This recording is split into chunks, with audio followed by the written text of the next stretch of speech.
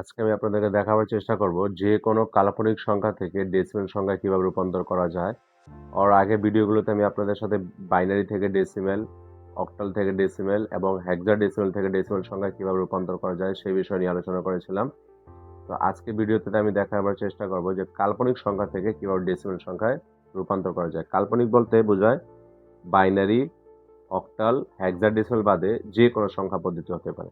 ভিত্তি ৩ হতে পারে, ভিত্তি ৪ হতে পারে, ভিত্তি ৫, মানে মন গড়া যে কোনো একটা ভিত্তি দিয়ে ডেসিমাল সংখ্যা যদি রূপান্তর বলে সেক্ষেত্রে আমরা কিভাবে করবো সেই বিষয়টা আজকে আপনাদের সাথে ক্লিয়ার করার চেষ্টা করবো ইনশাল্লাহ। তো আমি একটা সংখ্যা লিখলাম 43.56, ভিত্তি দিয়ে দিল আমাকে 7। এই দেখেন আমি যে এখানে 7 লিখবো বা 6 বা 5, এইগুলি হলো আমার কাল্পনিক সংখ্যা পদ্ধতি।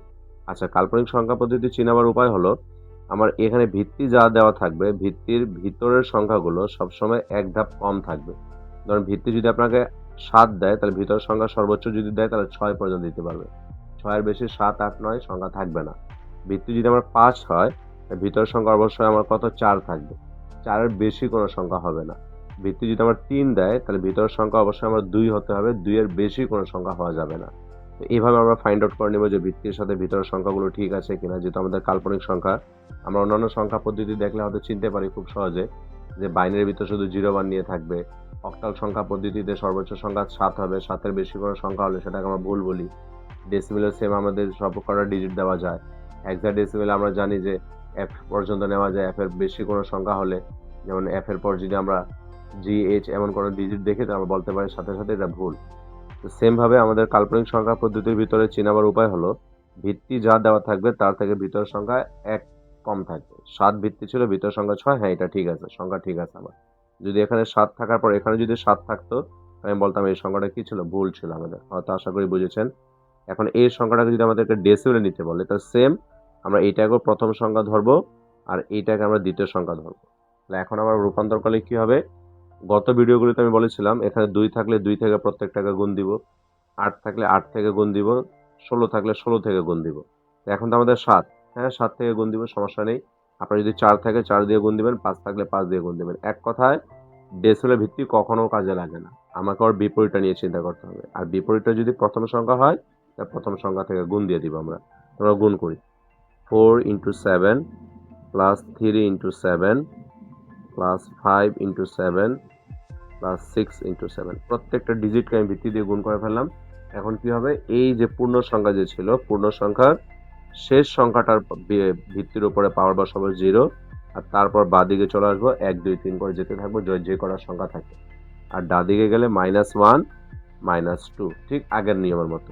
এই জায়গায় কাল্পনিক সংখ্যা দেখে বিভ্রান্ত হওয়ার কিছু নেই, যা থাকবে সেটা দিয়ে শুধু গুণ করবো আমরা। এখন নর্মাল ক্যালকুলেট যদি করি 4, 7-এর পর 1 করলে 7 থেকে 7, 3, ঠিক আগের মতো নিয়ম রিপিট করবে। কোনোটা পাওয়ার যদি 0 হয় মান 1 হয়ে যাবে।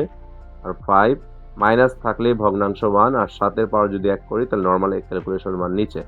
আবার 6 মাইনাস থাকলে ভগ্নাংশ 1, আর 2 এর সাথে যদি আমি নর্মালি ক্যালকুলেট করি 7-এর পাওয়ারটাকে তাহলে হবে 49, এই আমি লিখে দিলাম। এখন যদি আমি নর্মালি গুণ করি 4 7 28, 3 1 3, এটাকে আমাকে ক্যালকুলেট করতে হবে 5/7, 5/7, অ্যান্সার পেয়ে যাব 0.714, 0.714 যোগ এটাকে ক্যালকুলেট করবো 6/49, 6/49, মান পেয়ে গেলাম 0.122, লেখে নিব 0.122। এখন যদি আমি সব কটাকে যোগ করি তাহলে আশা করা যায় আমাদের অ্যান্সারটা বের হয়ে যাবে।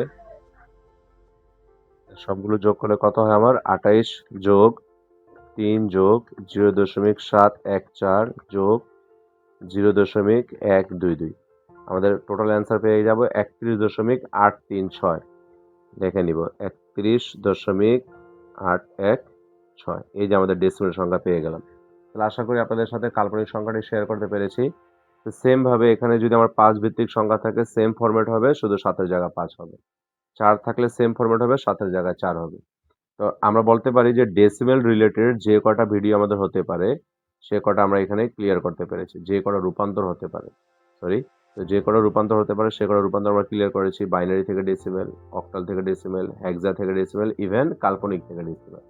অন্যান্য ভিডিওতে আমি দেখাবার চেষ্টা করব যে ডেসিমেল থেকে বাকিগুলি সংখ্যাতে কিভাবে নেওয়া যায়। আজ এই পর্যন্ত থাকবে। আমার সাথে থাকুন। আইসিটি রিলেটেড যদি কোনো প্রশ্ন থাকে অবশ্যই জানাবেন, সমাধান দেওয়ার চেষ্টা করব। আসসালামু আলাইকুম।